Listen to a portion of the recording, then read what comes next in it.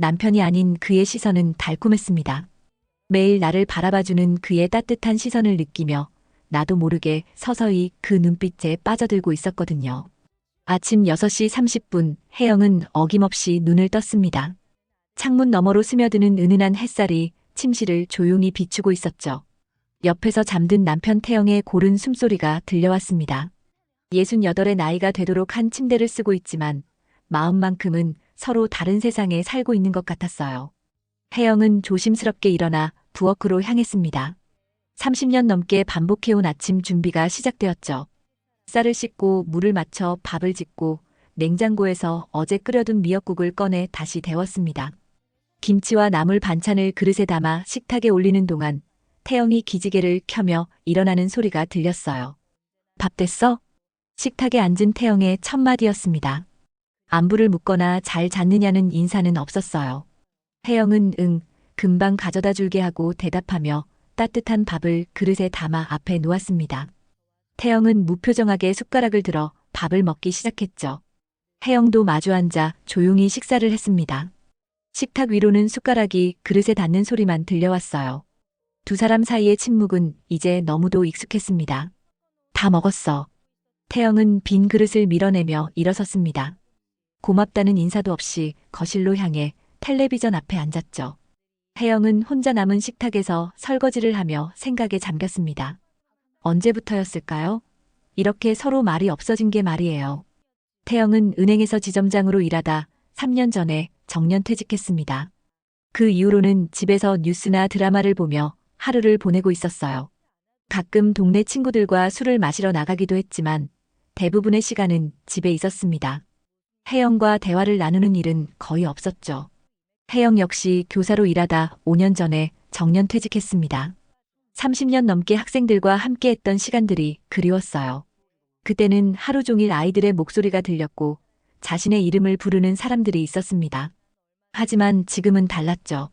하루 종일 집에 있어도 자신의 이름을 부르는 사람이 없었어요. 세 자녀는 모두 출가해서 각자의 삶을 살고 있었습니다. 큰딸 미영은 서울에서 살고 있고 둘째 아들 준호는 부산에, 막내딸 수지는 대전에서 살고 있었어요. 한 달에 한 번씩 안부 전화를 받을 뿐이었습니다. 엄마, 요즘 어떻게 지내세요? 지난주 둘째 아들 준호가 전화를 걸어왔을 때였습니다. 그냥 지내지 뭐.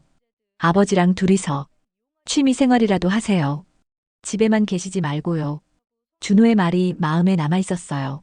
취미 생활이라고 하지만 뭘 해야 할지 모르겠더라고요. 젊었을 때는 아이들 키우고 일하느라 바빴는데 정작 시간이 생기니까 무엇을 해야 할지 막막했습니다. 오후가 되자 혜영은 혼자 동네를 산책했습니다. 아파트 단지 안의 작은 공원에서 벤치에 앉아 사람들을 바라보고 있었어요. 손자 손녀들과 함께 온 할머니들이 아이들과 즐겁게 놀고 있는 모습을 보며 문득 외로움이 밀려왔습니다. 집으로 돌아가는 길에 아파트 게시판을 지나게 되었어요. 평소에는 그냥 지나쳤는데 오늘따라 발걸음이 멈춰졌습니다. 여러 안내문들 사이에서 한 장의 전단지가 눈에 들어왔죠. 은빛 신앙송 모임 창립 30주년 기념 행사. 혜영은 그 글자를 한참 바라보았습니다. 신앙송이라는 단어가 마음에 와닿았어요. 교사 시절 문예반 담당을 했던 기억이 떠올랐습니다. 학생들과 함께 시를 읽고 토론하던 그 시간들이 그리웠죠. 다음 주 토요일 오후 2시 동네 문화센터에서 혜영은 혼잣말로 중얼거렸습니다. 가볼까 하는 생각이 들었어요. 오랜만에 시를 들어보고 싶었습니다. 그리고 무엇보다 집 밖으로 나가고 싶었죠. 집에 돌아와서 태영에게 말했습니다. 여보, 나 다음 주 토요일에 신앙송 모임에 가볼까 해. 태영은 텔레비전에서 눈을 떼지 않고 대답했어요. 알아서 해. 그뿐이었습니다. 관심도 없고 물어보지도 않았어요. 혜영은 더 이상 말하지 않았습니다. 태영과 대화를 나누는 것이 이렇게 어려운 일인지 새삼 느껴졌죠. 그날 밤 혜영은 침대에 누워 천장을 바라보며 생각했습니다. 언제부터 이렇게 되었을까요? 서로 같은 집에 살면서도 마음은 점점 멀어져 가고 있었어요. 마치 한 지붕 아래 살고 있는 타인 같았습니다. 도대체 왜 같이 살고 있는 건지 모르겠네. 혜영은 작은 목소리로 중얼거렸습니다. 그 말이 마음 깊은 곳에서 울려 퍼졌어요. 자신도 모르게 눈물이 흘러내렸습니다. 토요일 오후 1시 30분 혜영은 평소보다 조금 더 신경 써서 옷을 골라 입었습니다. 거울 앞에 서서 자신의 모습을 바라보니 언제부터인가 화장을 제대로 하지 않았다는 걸 깨달았어요. 오랜만에 연한 립스틱을 발라보았습니다. 그러고 나서 다시 지웠죠. 괜히 어색하게 느껴졌거든요. 어디가? 태영이 무심하게 물었습니다. 신앙송 모임에 간다고 했잖아. 아, 그래. 그게 전부였어요. 혜영은 작은 핸드백을 들고 집을 나섰습니다. 동네 문화센터는 걸어서 10분 거리에 있었어요. 오랜만에 목적을 가지고 나가는 길이라 그런지 발걸음이 가벼웠습니다. 문화센터 앞에 도착하니 벌써 여러 사람들이 모여 있었어요. 대부분 자신과 비슷한 나이대의 사람들이었죠. 어서 오세요. 처음 오시는 분이신가요? 친절한 목소리로 말을 걸어오는 여자분이 있었습니다. 50대 후반쯤 되어 보였어요. 네, 처음입니다. 게시판에서 공고를 보고 왔어요. 반갑습니다. 저는 행사 진행을 맡고 있는 김은숙이라고 해요. 안쪽으로 들어가서 자리에 앉으시면 됩니다. 혜영은 고개를 끄덕이며 안으로 들어갔습니다. 작은 강당에 의자들이 정갈하게 배치되어 있었어요. 사람들이 삼삼오오 앉아서 조용히 이야기를 나누고 있었습니다. 혜영은 뒤쪽 자리에 앉아 주변을 둘러보았어요. 오랜만에 집 밖에서 이런 모임에 참석하니 마음이 설레었습니다. 그때 무대 위로 한 남자가 올라왔어요. 안녕하세요. 은빛 신앙송 모임을 이끌고 있는 최기찬입니다. 그 목소리를 듣는 순간 혜영의 심장이 쿵 하고 뛰었습니다. 어디선가 들어본 것 같은 목소리였어요. 남자를 자세히 보니 낯익은 얼굴이었습니다. 오늘은 우리 모임이 창립된 지 30년이 되는 뜻깊은 날입니다. 기찬이 인사말을 하는 동안 혜영은 그를 계속 바라보았어요. 머리가 하얗게 새고 얼굴에 주름이 생겼지만 분명히 아는 사람이었습니다. 고등학교 때 방송반에서 함께 활동했던 기찬이었죠. 고등학교 시절 혜영은 문예반을, 기찬은 방송반을 담당했었어요. 그때 학교 행사 때마다 함께 시를 낭송했던 기억이 떠올랐습니다. 기찬은 목소리가 좋아서 학교 방송을 자주 담당했었죠. 그럼 첫 번째 시 낭송을 시작하겠습니다. 김소월의 진달래꽃을 읽어드리겠습니다. 기찬의 목소리가 강당에 울려 퍼졌어요. 여전히 따뜻하고 깊은 목소리였습니다. 혜영은 그 목소리에 빠져들었죠. 나 보기가 역겨워 가실 때에는 말없이 고이 보내드리오리다. 시를 듣는 동안 혜영은 고등학교 때의 기억들이 하나씩 떠올랐어요. 그때 기찬은 반에서 가장 인기 있는 남학생 중 하나였습니다. 공부도 잘하고 목소리도 좋았죠. 혜영은 멀리서 바라보기만 했었어요. 어느 날 방송반과 문예반이 함께하는 행사가 있었습니다. 그때 기찬이 혜영에게 다가와서 말을 걸었어요. 혜영아, 너 시 읽는 소리가 정말 좋더라. 다음 행사 때 같이 할래? 그때의 설렘을 지금도 기억하고 있었습니다. 하지만 곧 졸업하게 되면서 서로 다른 길을 걸었죠. 혜영은 사범대학에 진학했고 기찬은 경영학과에 갔었어요. 신앙송이 끝나고 박수가 터져 나왔습니다. 혜영도 다른 사람들과 함께 박수를 쳤어요. 그때 기찬의 시선과 마주쳤습니다. 잠시 서로를 바라보았죠. 기찬의 표정이 놀라는 것 같았어요. 혜영도 당황스러웠습니다. 이런 곳에서 다시 만나게 될 줄은 몰랐거든요. 행사가 끝나고 사람들이 하나둘 나가기 시작했어요. 혜영도 일어나려는데 기찬이 다가왔습니다. 정혜영 맞지? 오광고등학교 문예반 했던? 네, 맞아요. 기찬 씨도 오랜만이네요. 정말 오랜만이다. 여기서 만나게 될 줄이야. 두 사람은 서로를 보며 미소를 지었어요. 세월이 많이 흘렀지만 여전히 반가웠습니다. 시간 있으면 차 한잔 할래? 근처에 조용한 카페가 있어. 기찬의 제안이었어요. 혜영은 잠시 망설였습니다. 집에 가서 저녁 준비를 해야 했거든요. 하지만 오랜만에 만난 옛 친구와 이야기를 나누고 싶었어요. 좋아요. 혜영은 고개를 끄덕였습니다. 문화센터에서 나와 골목길을 걸어가니 작은 카페가 보였어요. 시와 음악이 있는 카페라는 간판이 걸려 있었습니다.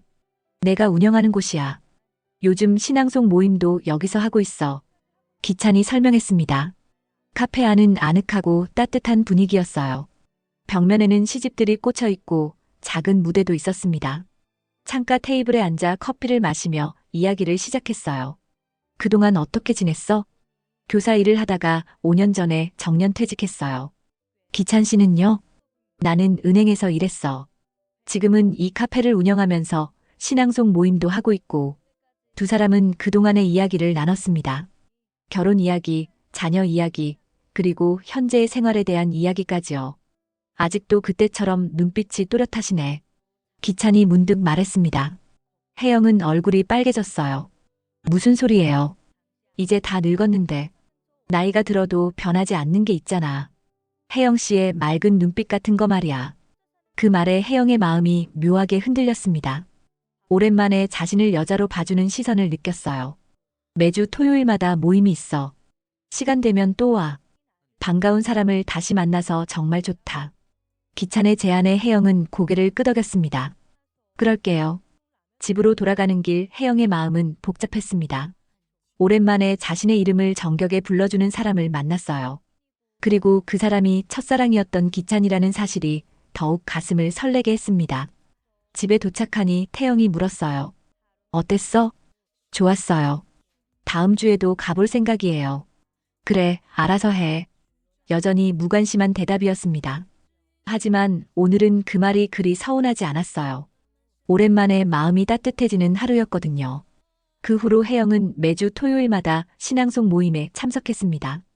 처음에는 그저 시를 듣기 위해서라고 스스로를 속였지만 사실은 기찬을 만나는 것이 기대되었어요. 오랜만에 자신을 기억해주고 반겨주는 사람이 있다는 게 너무도 소중했습니다. 세 번째 모임이 있던 날, 기찬이 혜영에게 다가왔어요. 혜영아, 오늘은 특별히 들려주고 싶은 시가 있어. 어떤 시인데요? 윤동주의 별 해는 밤. 예전에 네가 좋아했던 시잖아. 기찬이 고등학교 때의 기억을 떠올린 것이었어요. 혜영은 깜짝 놀랐습니다. 그런 세세한 것까지 기억하고 있다니요. 기억하고 계셨구나. 물론이지. 네가 그 시를 읽을 때 정말 아름다웠어. 무대에 선 기찬이 시를 낭송하기 시작했습니다. 계절이 지나가는 하늘에는 가을로 가득 차 있습니다.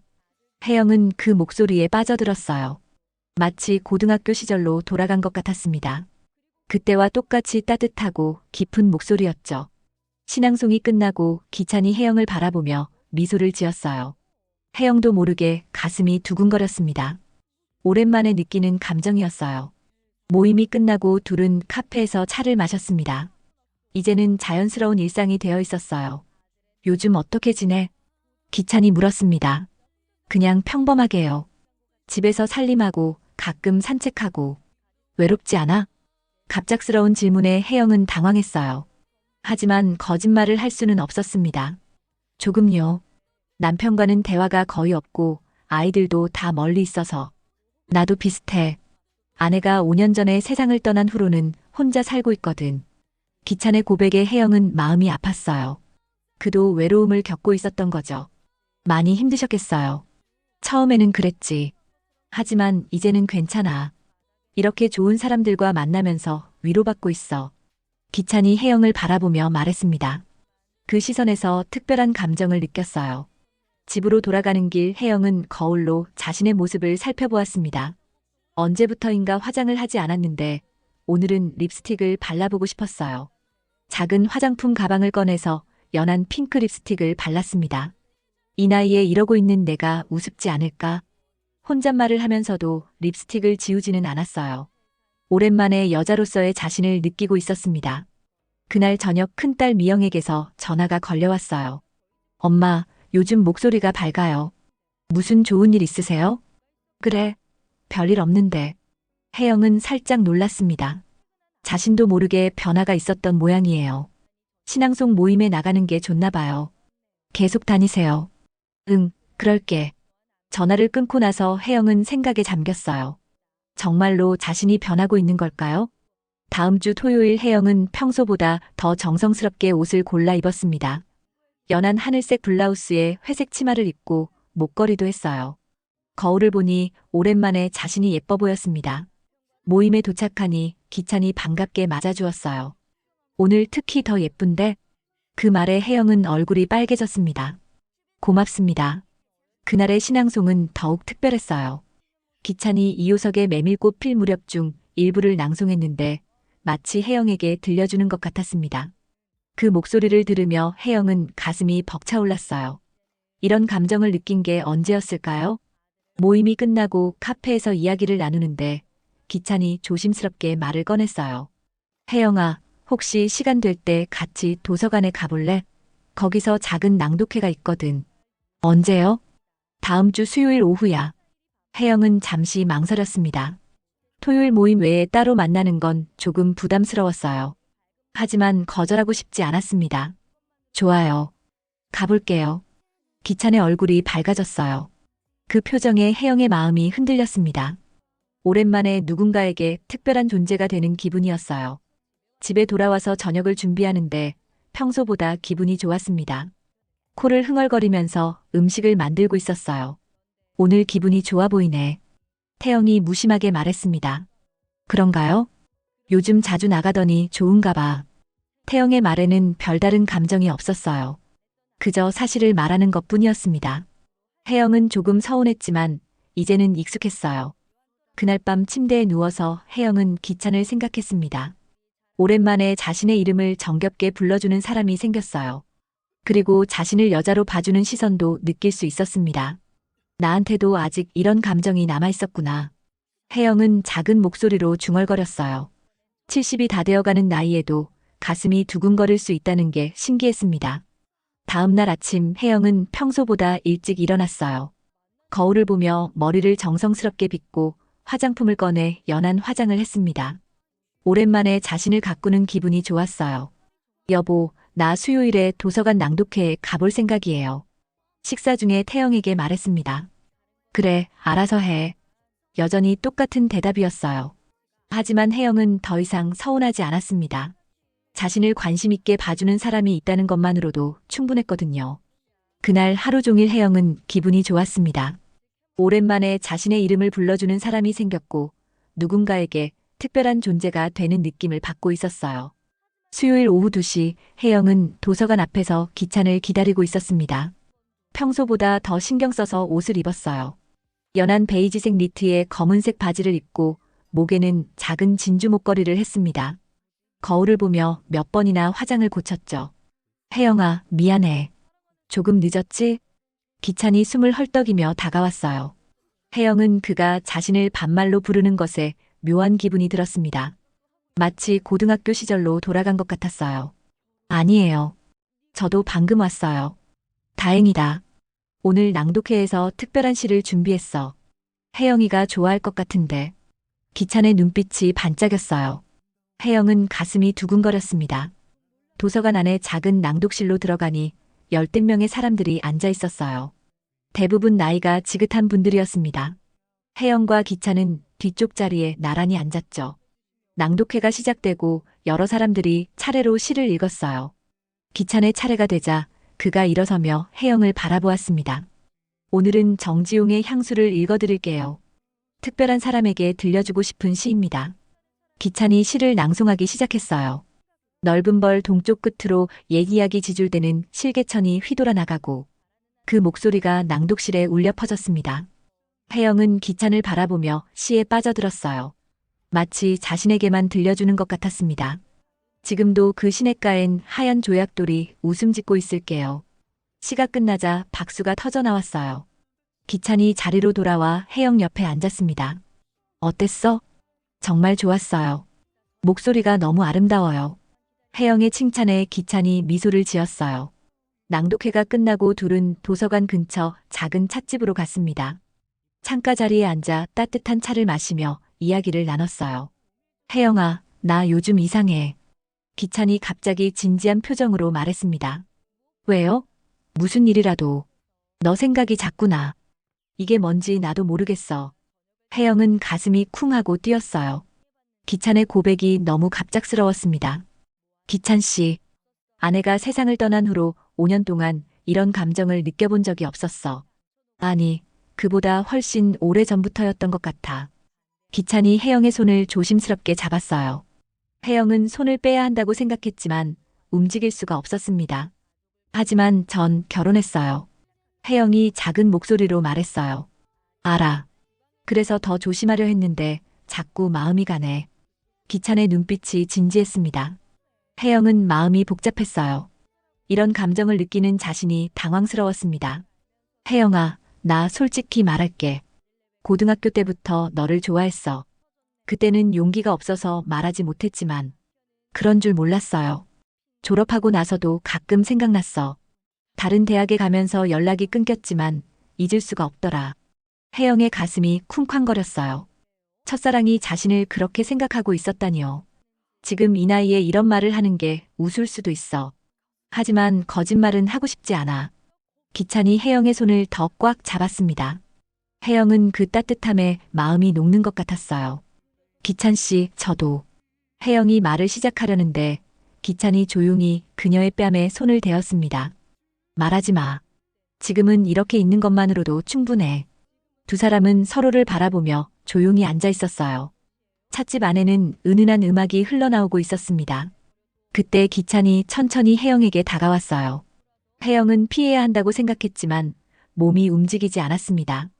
기찬의 입술이 자신의 입술에 닿는 순간 마음 깊은 곳에서 무언가가 터져나오는 것 같았어요. 짧은 입맞춤이었지만 혜영에게는 영원 같았습니다. 30년 만에 느끼는 설렘과 떨림이었죠. 미안해. 너무 갑작스러웠지? 기찬이 조심스럽게 물었어요. 혜영은 대답하지 못했습니다. 가슴이 너무 빨리 뛰어서 말이 나오지 않았어요. 혜영아, 꽃은 계절이 지나도 피잖아. 지금은 그냥 봄일 뿐이야.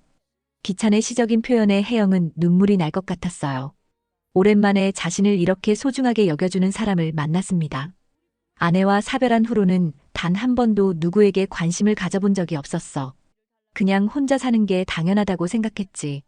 하지만 너를 만난 후부터는 자꾸 생각이 나더라. 기찬이 진심을 털어놓았어요. 매일 아침에 눈을 뜨면 오늘은 혜영이를 볼 수 있을까 하는 생각부터 들어.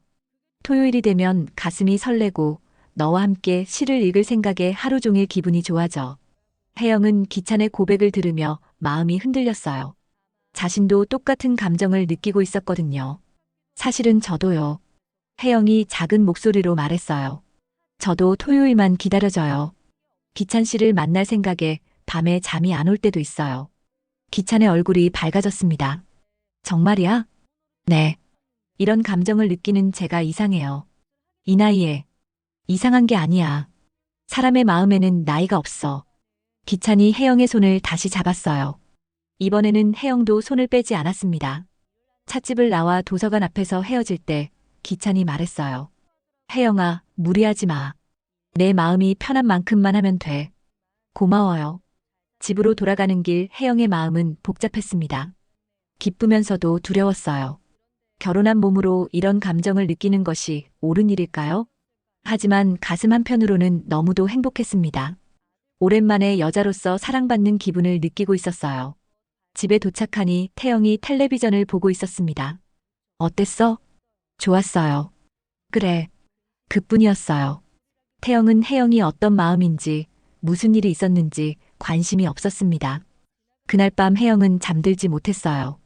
기찬의 따뜻한 손길과 부드러운 입맞춤이 계속 생각났습니다. 그리고 그의 진심 어린 고백도요. 나도 이제서야 진짜 봄을 만난 건가. 혜영은 작은 목소리로 중얼거렸어요. 68배 늦은 나이에 찾아온 사랑이었습니다. 그 후로 혜영의 하루하루는 완전히 달라졌습니다. 아침에 눈을 뜨면 기찬 생각이 가장 먼저 떠올랐어요. 신앙송 모임이 있는 토요일뿐만 아니라 평일에도 자주 만나게 되었습니다. 도서관에서, 공원에서, 그리고 기찬의 작은 카페에서 시를 읽고 이야기를 나눴죠. 혜영은 기찬과 함께 보낸 시간들을 일기처럼 편지에 적어두었어요. 말로는 표현하기 어려운 감정들을 글로 써내려가는 것이 마음을 정리하는 데 도움이 되었습니다.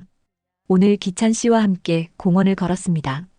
가을 단풍이 정말 아름다웠어요. 기찬 씨가 혜영아, 너와 함께 보는 단풍이 가장 예쁘다고 말해주었을 때 가슴이 너무 벅차올랐습니다.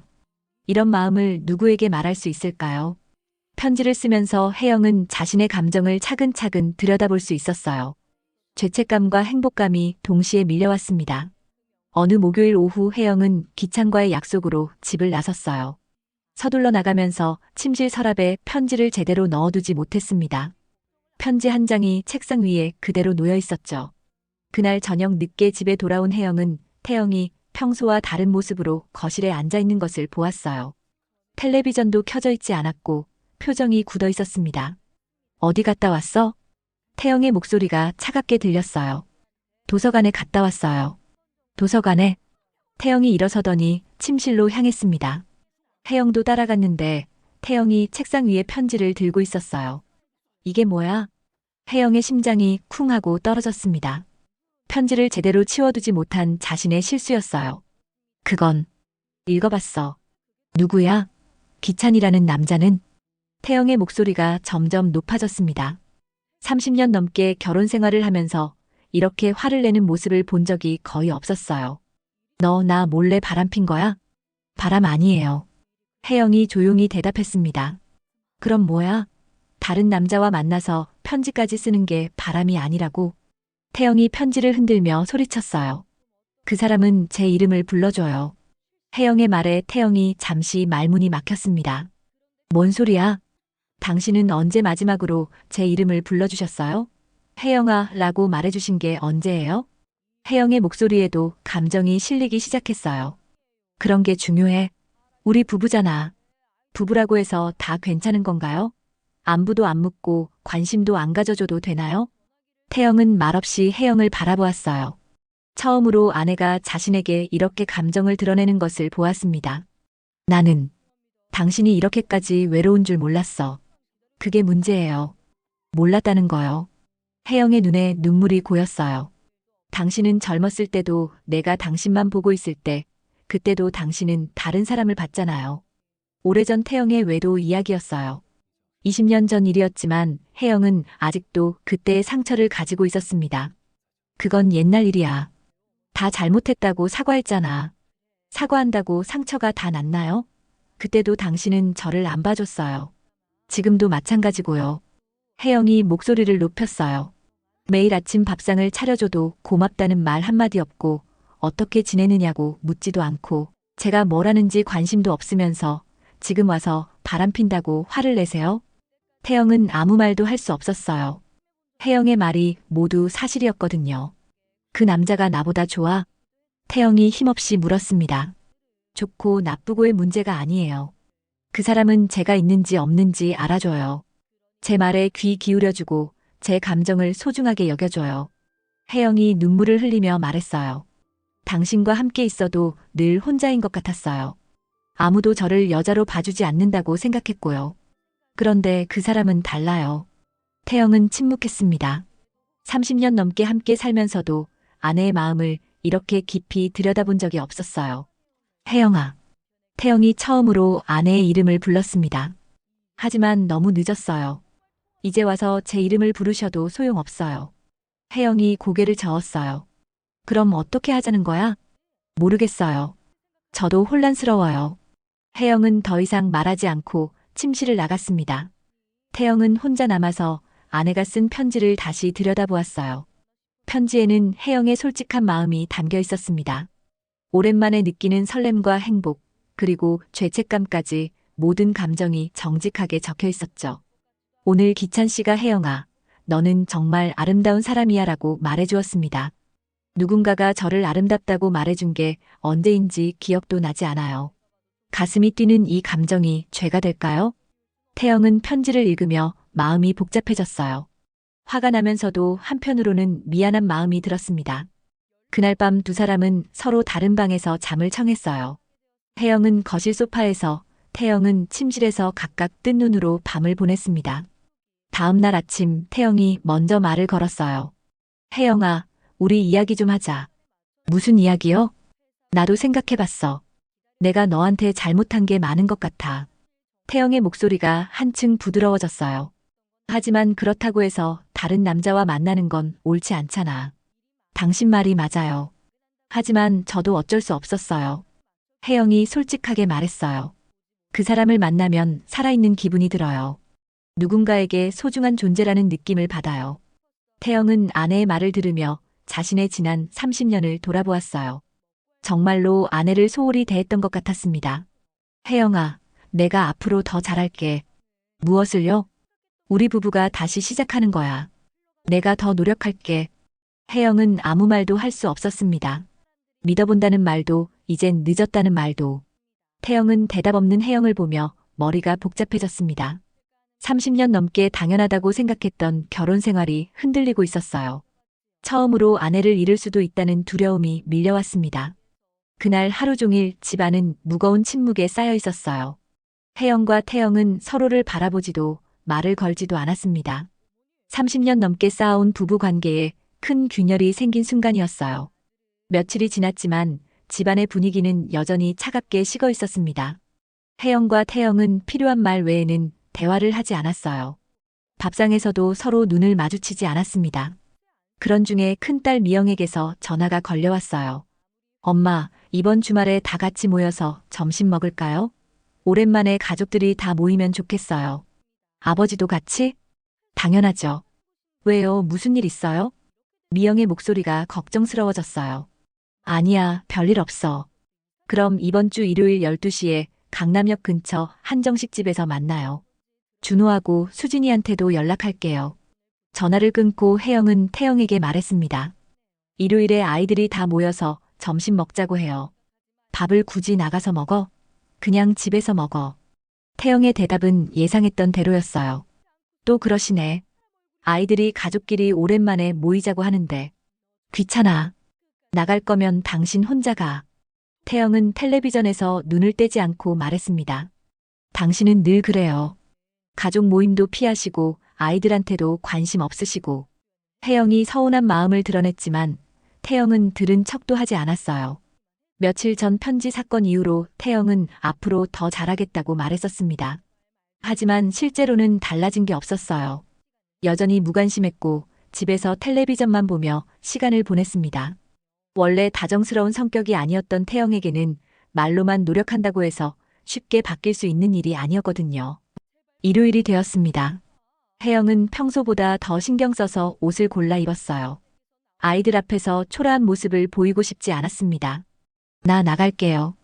혜영이 말했어요. 응. 태영은 여전히 텔레비전만 보고 있었습니다. 정말 안 가실 거예요? 귀찮아.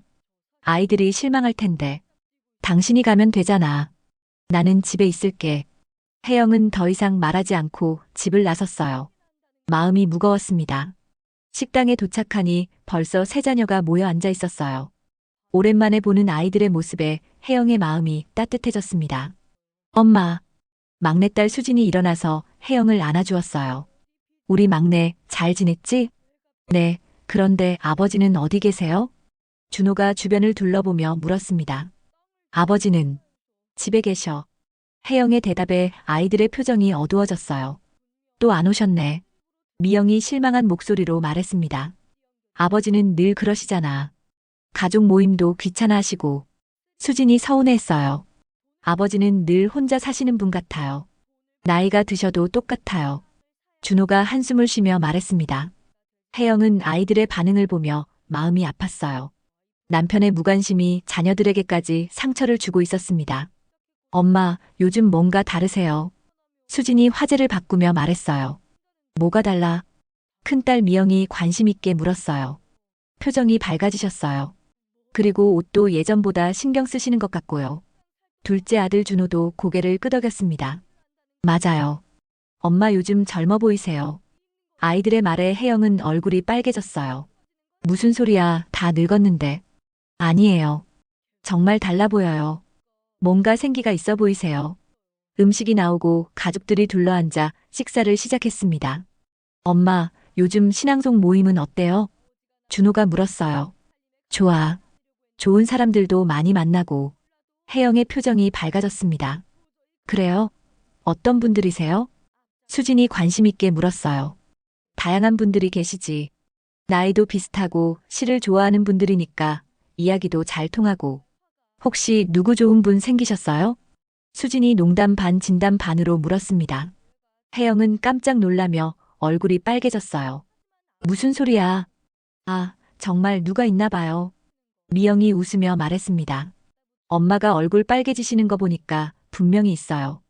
아이들의 장난에 혜영은 당황했어요. 하지만 완전히 부정할 수도 없었습니다. 그냥 좋은 분이 한 분 계셔. 혜영이 조심스럽게 말했어요. 어떤 분이세요? 고등학교 동창이야. 우연히 다시 만났는데 신앙송 모임을 이끌고 계시거든. 아이들의 눈빛이 반짝였어요. 와, 로맨틱하다. 고등학교 동창을 30년 만에 다시 만나시다니. 수진이 흥미진진해했습니다. 엄마, 그분이 엄마를 좋아해 주세요? 미영이 조심스럽게 물었어요. 혜영은 잠시 망설이다가 고개를 끄덕였습니다. 응. 오랜만에 나를 여자로 봐주는 사람을 만났어. 그럼 아버지는 어떻게 하세요? 준호가 걱정스럽게 물었어요.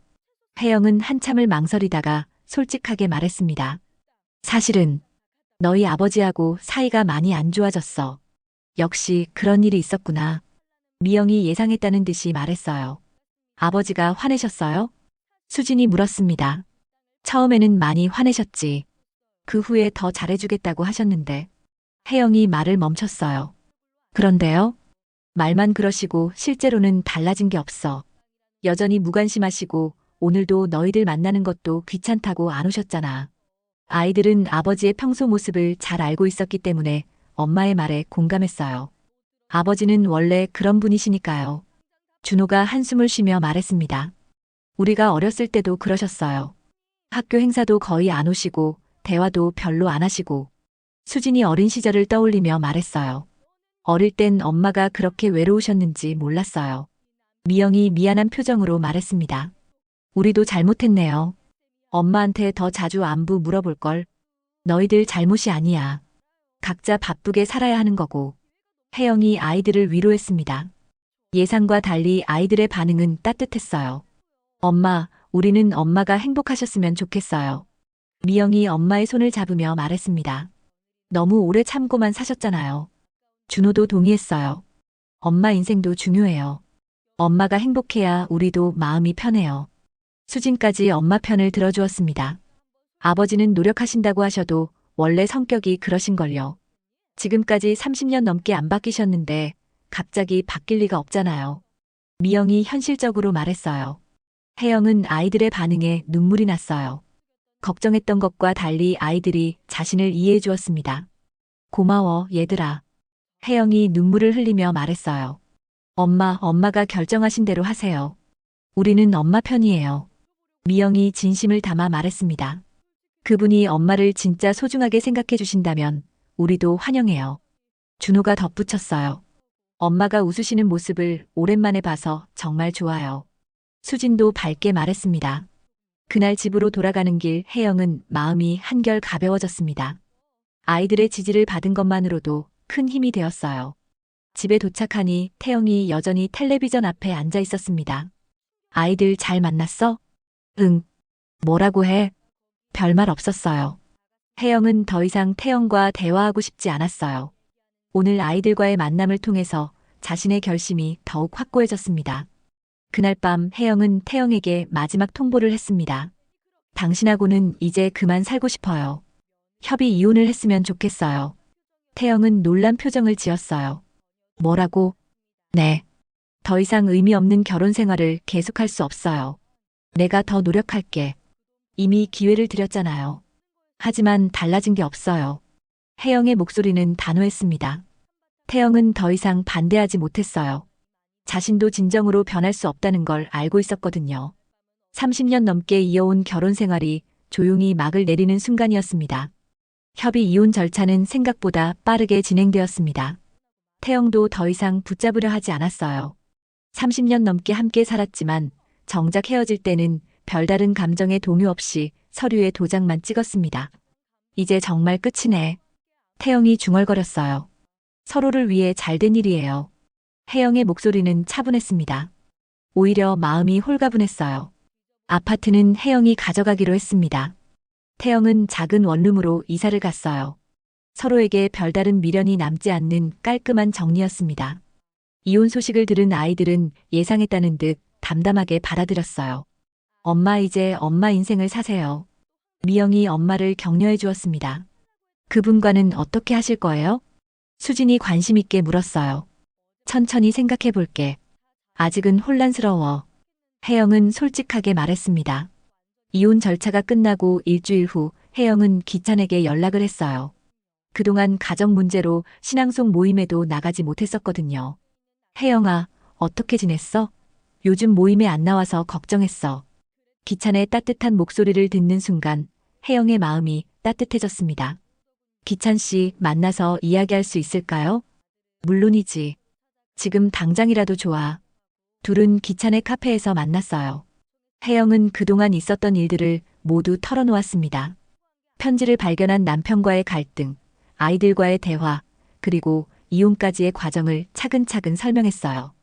기찬은 조용히 혜영의 이야기를 들었습니다. 중간에 끼어들거나 판단하지 않고 그저 경청해 주었어요. 많이 힘들었겠어. 기찬이 혜영의 손을 잡으며 말했습니다. 나 때문에 이런 일이 생긴 것 같아서 미안해. 아니에요. 언젠가는 정리했어야 할 일이었어요. 혜영이 고개를 저었어요. 이미 끝난 관계였는걸요. 기찬 씨를 만나지 않았어도 언젠가는 이렇게 되었을 거예요. 그래도 미안해. 내가 힘든 시간을 보냈잖아.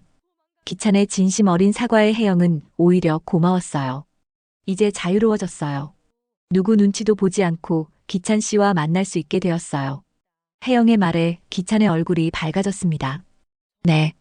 이제는 당당하게 기찬 씨를 좋아할 수 있어요. 그날부터 두 사람의 관계는 공개적으로 시작되었어요. 신앙송 모임에서도 자연스럽게 함께 다녔고 다른 회원들도 따뜻하게 축복해 주었습니다. 혜영 씨, 기찬 선생님과 정말 잘 어울리세요. 보기 좋아요. 둘 다 행복해 보여서 우리도 좋네요. 회원들의 격려에 혜영은 얼굴이 빨개졌지만 더 이상 숨기지 않았어요. 몇 주 후 혜영은 아이들에게 기찬을 소개했습니다. 근처 조용한 식당에서 만남을 가졌어요. 안녕하세요. 어머님을 존중하고 소중히 하겠습니다. 기찬이 정중하게 인사했습니다. 나이가 68이지만 아이들 앞에서는 예의를 지켰어요. 어머니가 요즘 정말 밝아지셨어요. 고마워요. 미영이 진심으로 말했습니다. 엄마를 행복하게 해주셔서 감사해요. 준호도 기찬에게 고마움을 표했어요. 엄마 잘 부탁드려요. 수진까지 웃으며 말하니 기찬은 감동받았어요. 좋은 자녀분들을 두셨네요. 기찬이 혜영을 바라보며 말했습니다. 저도 놀랐어요. 이렇게까지 이해해줄 줄은 몰랐거든요. 그날 이후로 아이들과 기찬의 관계도 자연스러워졌어요. 가끔 함께 식사를 하기도 했고 명절에는 인사도 나눴습니다. 혜영도 새로운 활동을 시작했어요. 동네 도서관에서 신앙송 강사로 일하게 된 거죠. 혜영 씨 목소리가 정말 좋아요. 시를 읽어주시면 마음이 편해져요. 수강생들의 반응이 좋았습니다. 저도 이런 일을 할 수 있을 줄 몰랐어요. 혜영이 기찬에게 기쁜 마음을 전했어요. 당연하지. 넌 재능이 있어. 교사 시절에도 그랬잖아. 기찬의 격려에 혜영은 더욱 자신감을 얻었습니다. 주말에는 기찬과 함께 여행도 다녔어요. 가까운 바닷가나 산으로 당일치기 여행을 하며 시간을 보냈습니다. 혜영아, 이렇게 함께 걸으니까 정말 좋다. 바닷가를 걸으며 기찬이 말했어요. 저도요. 누군가와 이렇게 자연을 보며 걷는 게 이렇게 행복한 일인지 몰랐어요. 혜영의 얼굴에는 환한 미소가 떠올랐습니다. 젊었을 때는 이런 여유가 없었잖아. 이제라도 함께 할 수 있어서 감사해. 두 사람은 손을 잡고 해변을 걸었어요. 68의 나이에도 마치 20살 연인처럼 설레는 마음이었습니다. 저녁에는 함께 요리도 했어요. 혜영이 요리를 하면 기찬이 옆에서 도와주었습니다. 기찬 씨, 양파 썰기 정말 못하시네요. 혜영이 웃으며 말했어요. 미안해. 혼자 살면서 요리를 거의 안 해봤거든. 괜찮아요. 제가 가르쳐 드릴게요. 두 사람은 함께 요리하며 즐거운 시간을 보냈습니다. 누군가와 매일 눈을 마주치며 밥을 먹는 게 이렇게 행복한 일이었는지 몰랐어요. 혜영이 기찬과 마주 앉아 저녁을 먹으며 말했어요. 나도 그래. 아내가 세상을 떠난 후로는 혼자 먹는 게 당연하다고 생각했는데 혜영이와 함께 하니까 밥맛이 이렇게 좋을 수가 없어.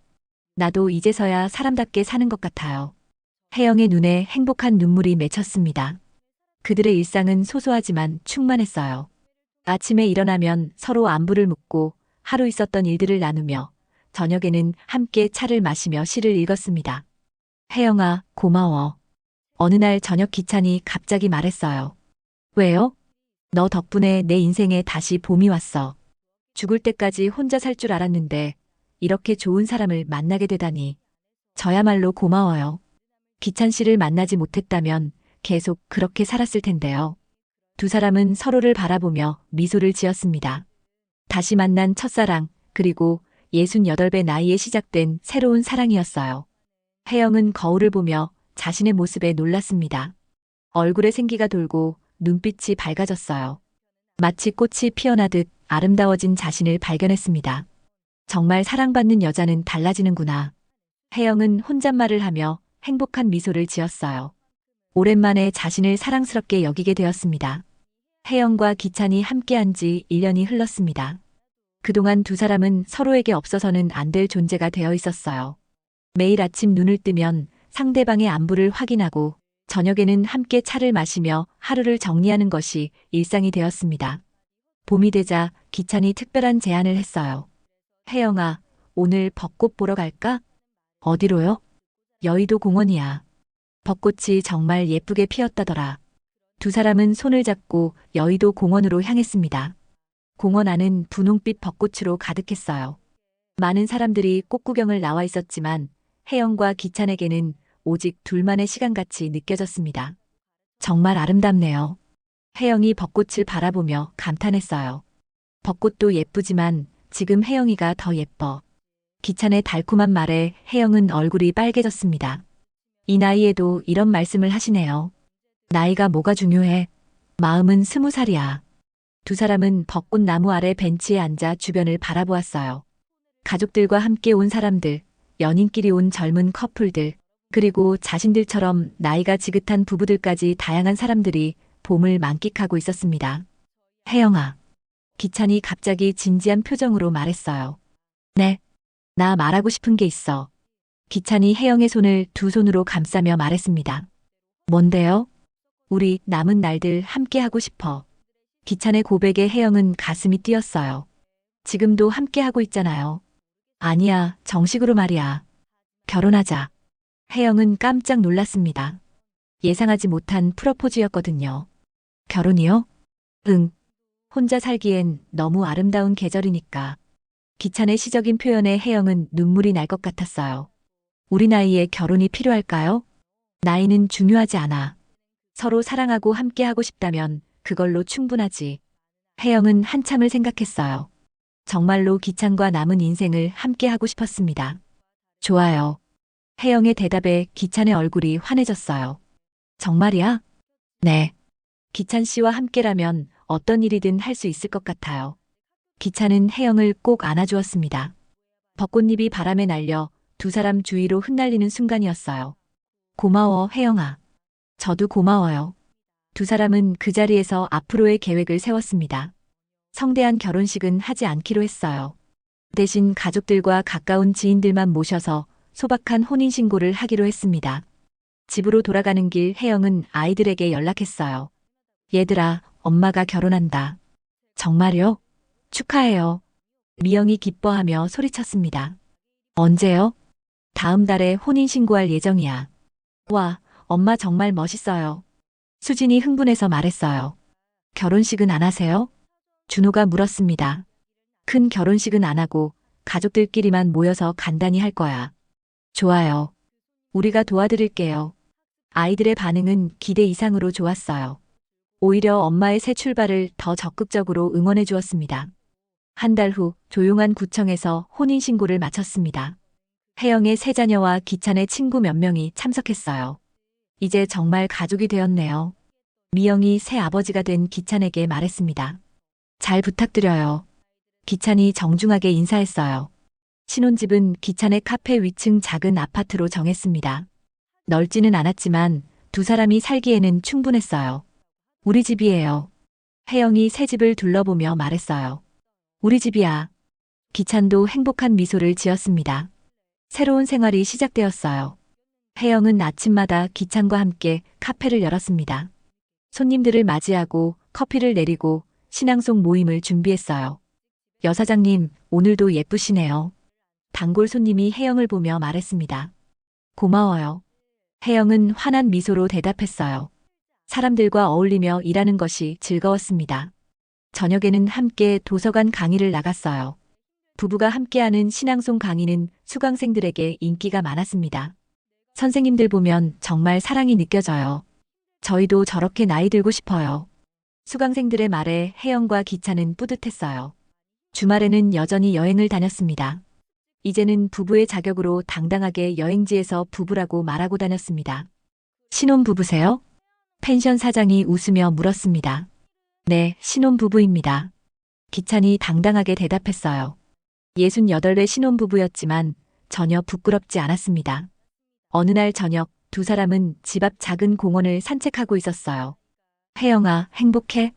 너무 행복해요. 저 정말 너무 좋아요. 나도 그래. 아내를 떠나보낸 후에는 다시는 이런 감정을 느낄 수 없을 거라고 생각했는데. 기찬이 하늘을 바라보며 말했어요. 그런데 혜영이를 만나고 나서 모든 게 달라졌어. 매일 아침이 기대되고 하루하루가 선물 같아. 저도요. 누군가와 매일 눈을 마주치며 밥을 먹고 이야기를 나누고 함께 잠들 수 있다는 게 이렇게 소중한 일인지 몰랐어요. 우리 정말 늦은 나이에 사랑을 시작했지? 기찬이 웃으며 말했어요. 늦은 게 아니에요. 때가 된 거죠. 혜영이 기찬의 팔짱을 끼며 말했습니다. 봄이 늦게 온다 해도 피는 건 피는 거니까요. 그날 밤 혜영은 일기를 썼어요. 오랜만에 펜을 든 일기였습니다. 나는 지금 누군가의 사랑받는 이름으로 살고 있다. 매일 아침 기찬 씨가 혜영아 하고 내 이름을 부를 때마다 내 인생도 다시 피어난다. 68배 나이에 찾아온 사랑이지만 20살 때보다 더 깊고 진실하다. 서로의 상처를 이해하고 남은 시간의 소중함을 알기 때문일 것이다. 혜영은 펜을 놓고 옆에서 책을 읽고 있는 기찬을 바라보았어요. 그의 옆모습만 봐도 마음이 따뜻해졌습니다. 뭘 그렇게 열심히 써? 기찬이 물었어요. 일기요. 오늘의 행복을 기록해 두려고요. 그래, 나도 써볼까? 같이 써요. 두 사람은 나란히 앉아서 각자의 일기를 썼습니다. 68배 신혼부부가 일기를 쓰는 모습은 누가 봐도 아름다웠어요. 혜영아, 사랑해. 나도 사랑해요, 기찬 씨. 두 사람은 서로를 바라보며 미소를 지었습니다. 나이는 숫자일 뿐 사랑에는 때가 따로 없다는 것을 증명하는 두 사람이었습니다. 그들의 사랑은 주변 사람들에게도 희망과 용기를 주었어요. 늦어도 상관없다는 것, 다시 시작할 수 있다는 것을 보여주는 살아있는 증거였습니다. 나는 지금 누군가의 사랑받는 이름으로 살고 있어요. 그 이름을 부를 때마다 내 인생도 다시 피어나요. 봄이 늦게 와도 괜찮아요. 피는 건 피는 거니까요. 오늘의 사연 어떠셨나요? 재밌게 들으셨다면 구독과 좋아요 꼭 눌러주시고 주인공에게 힘찬 응원의 댓글도 많이 남겨주세요. 감사합니다.